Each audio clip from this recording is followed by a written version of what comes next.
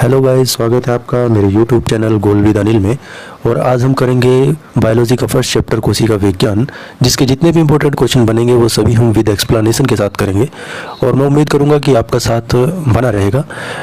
और चलिए ये देर नहीं करते हैं, स्टार्ट करते हैं। तो हमारा सबसे फर्स्ट क्वेश्चन है,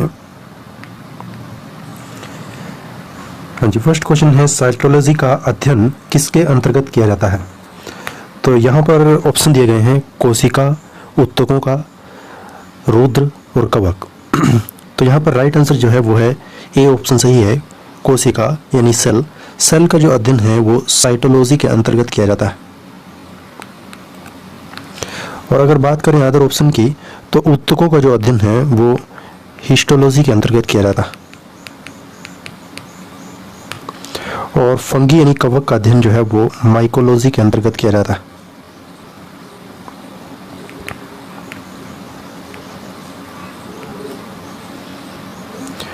और बात करें अगर रुद्र की, तो रुद्र का जो अध्ययन है वो हीमेटोलॉजी के अंतर्गत किया जाता है।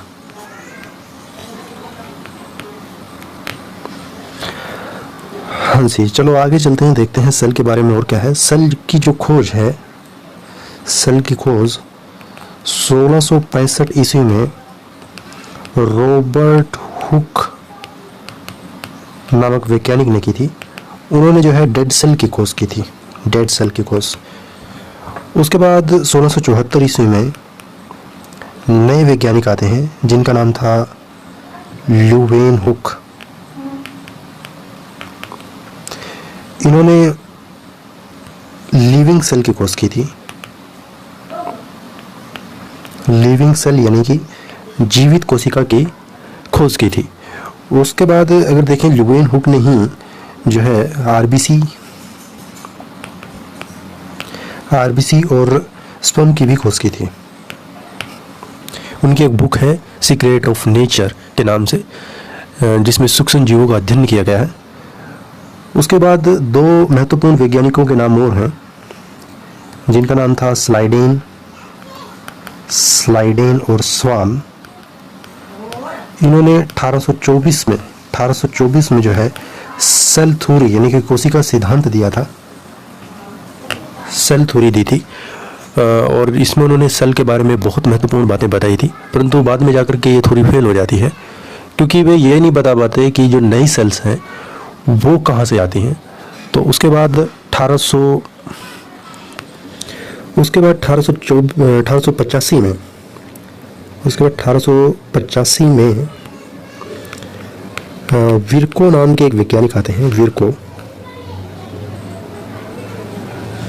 विर्को जो हमें बताते हैं कि जो न्यू सेल है, new cells are comes from pre existing cell, यानी कि जो नई सेल हैं वो पहले से ही मौजूद सेल के टूटने से ही बनती है। तो ये सेल के बारे में जो है शुरू में जो वैज्ञानिक आए वो यहीं तक थे। उसके बाद देखते हैं नेक्स्ट क्वेश्चन क्या है। नेक्स्ट क्वेश्चन है कि कोशिका, मनुष्य के शरीर में सबसे लंबी कोशिका कौन सी है। तो देखो यहाँ पर जो है ऑप्शन दिए गए हैं female ovum, sperm, neuron cell, none of this. तो यहाँ पर राइट आंसर जो है वो सी है। न्यूरॉन सेल जो है मनुष्य के शरीर में सबसे लंबी कोशिकाएं होती हैं, यानी कि longest cell in human body. उसके बाद अगर अदर ऑप्शन की बात करें, तो फीमेल ओवम जो है वो लार्जेस्ट सेल है, लार्जेस्ट सेल, यहाँ पर लिख रहा हूँ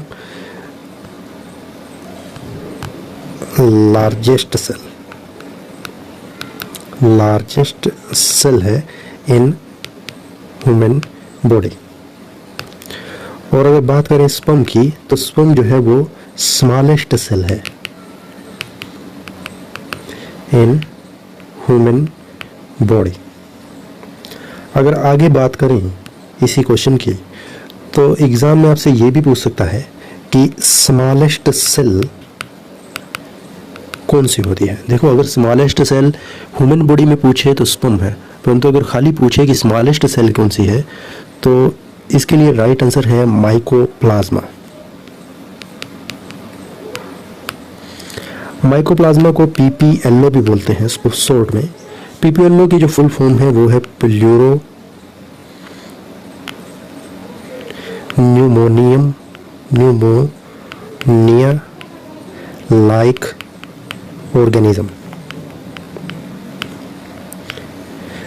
माइकोप्लाज्मा जो है वो मनोरा किंगडम से आता है, मनोरा किंगडम,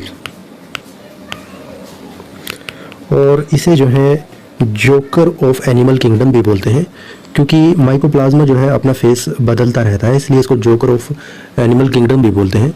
और माइकोप्लाज्मा जो है बैक्टीरिया नहीं है, परंतु इसको बैक्टीरिया ही बोलते हैं, और इसके ऊपर जो है किसी तरह की एंटीबायोटिक काम नहीं करती है, क्योंकि कोई भी एंटीबायोटिक जो है वो बैक्टीरिया की सेल वॉल देख करके बनाई जाती है, परंतु माइकोप्लाज्मा के ऊपर किसी तरह की कोई भी सेल वॉल नहीं होती है, इसलिए एंटीबायोटिक जो है इसके ऊपर काम नहीं करती है। उसके बाद यहाँ से एक क्वेश्चन और बनता है कि अगर आपसे पूछे कि लार्जेस्ट सेल कौन सी होती है, लार्जेस्ट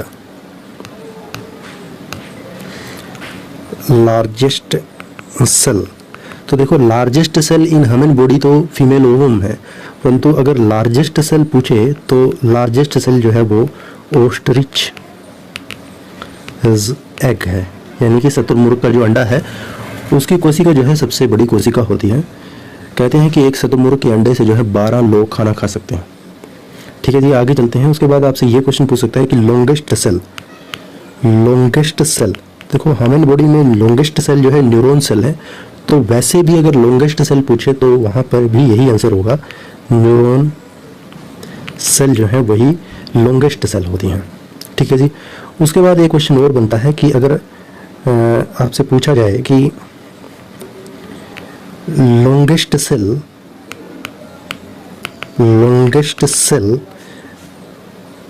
इन प्लांट, तो इसके लिए राइट आंसर है फाइबर ऑफ रेमन, यानी कि कपास के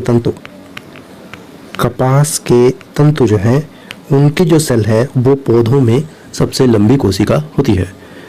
उसके बाद देखते हैं नेक्स्ट क्वेश्चन क्या है। नेक्स्ट क्वेश्चन जो है हमारा है कि संरचना के आधार पर कोशिका कितने प्रकार की होती है। तो यहाँ पर राइट आंसर जो है वो है बी ऑप्शन सही है। संरचना के आधार पर कोशिकाएं 2 प्रकार की होती हैं। कोशिका यानी कि सेल जो है सेल 2 प्रकार की होती हैं। नंबर 1 प्रोकैरियोटिक और दूसरी प्रकार की जो सेल हैं वो है eukaryotic cell.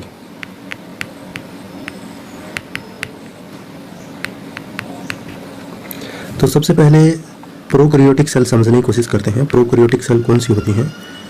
Prokaryotic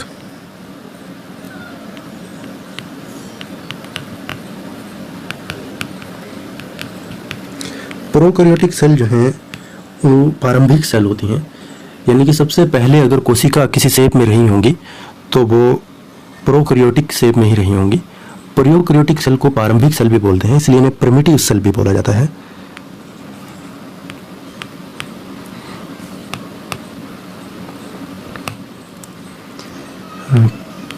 primitive cell.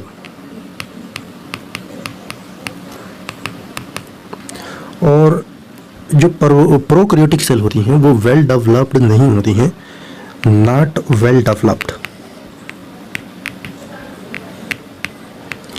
और इनके अंदर जो न्यूक्लियस होता है यानी कि केंद्रक होता है वो भी वेल डेवलप्ड नहीं होता।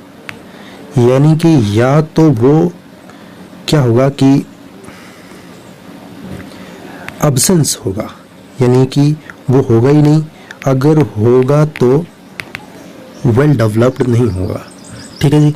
इसके जो एग्जाम्पल हैं प्रोकैरियोटिक सेल के, वो हैं आपके बैक्टीरिया, यानी कि बैक्टीरिया की जो सेल है वो प्रोकैरियोटिक सेल है, और ब्लू ग्रीन एल्गी, नील हरी शैवाल यानी ब्लू ग्रीन एल्गी, और माइकोप्लाज्मा जिसे हम PPLO भी बोलते हैं, इसके बारे में अभी पढ़ चुके हैं। उसके बाद सेल आती हैं यूकैरियोटिक सेल। यूकैरियोटिक सेल जो होती हैं वो यूकैरियोटिक सेल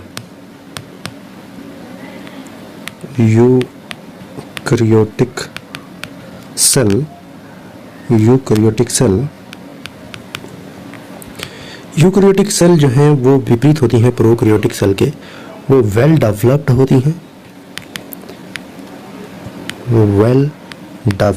हैं और उनके अंदर जो न्यूक्लियस होता है वो भी वेल डेवलप्ड होता है। और इसके जो एग्जाम्पल हैं प्रोकैरियोटिक सेल के वो हैं प्लांट सेल और एनिमल सेल। एनिमल सेल में हम भी आ गए हैं। एनिमल सेल जो हमारी सेल भी है वो भी किस तरह की सेल है, इंसानों की भी यूकैरियोटिक सेल है, या फिर किसी भी एनिमल की जो सेल है वो भी कैसी सेल है, यूकैरियोटिक सेल है। और पेड़ पौधों की जो सेल है वो भी कैसी है, यूकैरियोटिक सेल है। परंतु जो बैक्टीरिया है और ब्लू ग्रीन एल्गी है या माइकोप्लाज्मा है, इन सब की जो सेल है वो कैसी है, प्रोकैरियोटिक सेल है। ठीक है जी, तो इसमें यहीं तक है। तो उससे आगे चलते हैं, नेक्स्ट क्वेश्चन देखते हैं क्या है। नेक्स्ट क्वेश्चन हमारा है, निम्न में से कौन सा कोशिका अंग जंतु कोशिका का भाग नहीं है। तो देखो यहाँ पर ऑप्शन दिए गए हैं लाइसोसोम, राइबोसोम, प्लास्टिड और सेंट्रोसोम। तो यहाँ पर अगर देखा जाए तो राइट आंसर जो है वो है प्लास्टिड। ये प्लास्टिड यानी कि आपका लवक जो है वो 3 तरह के होते हैं, वो हम आगे करेंगे। प्लास्टिड जो है वो जंतु कोशिका का भाग नहीं है। अगर बात करें अदर ऑप्शन की तो लाइसोसोम जो है वो सिर्फ एनिमल सेल में पाया जाता है, प्लांट सेल में नहीं पाया जाता है। राइबोसोम जो है वो प्लांट सेल और एनिमल सेल और प्लांट सेल दोनों में पाया जाता है। और सेंट्रोसोम जो है वो सिर्फ एनिमल सेल में पाया जाता है और प्लास्टिड जो है सिर्फ प्लांट सेल में पाया जाता है। तो देखो यहाँ पर जो प्लास्टिड है वो एनिमल सेल में नहीं है, तो इसके लिए राइट आंसर जो है वो सी है। उसके बाद अगर आगे बात करें तो जो प्लांट सेल है,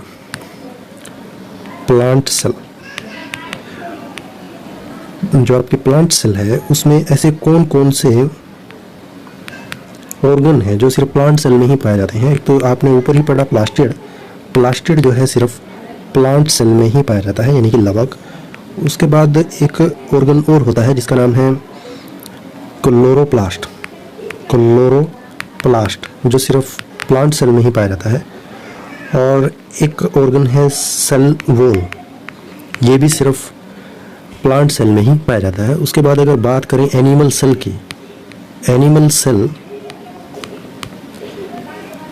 सेल में कौन कौन से ऑर्गन हैं जो सिर्फ एनिमल सेल में ही पाए जाते हैं, वो है आपके सबसे पहला जो है वो है लाइसोसोम को जो है आत्महत्या की थैली भी बोलते हैं, सुसाइड बॉम्बर भी बोलते हैं, वो हम आगे पढ़ेंगे। ठीक है जी। उसके बाद एक ऑर्गन और होता है सेंट्रोसोम, जो सिर्फ और सिर्फ एनिमल सेल में ही पाया जाता है। ये ऐसे ऑर्गन हैं जो सिर्फ एनिमल सेल में पाए जाते हैं और इधर ये 3 जो हैं वो सिर्फ प्लांट सेल में पाए जाते हैं।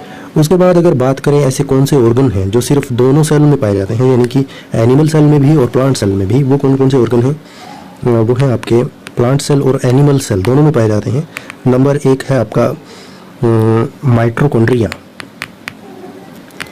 माइटोकॉन्ड्रिया जो है वो दोनों में पाया जाता है। और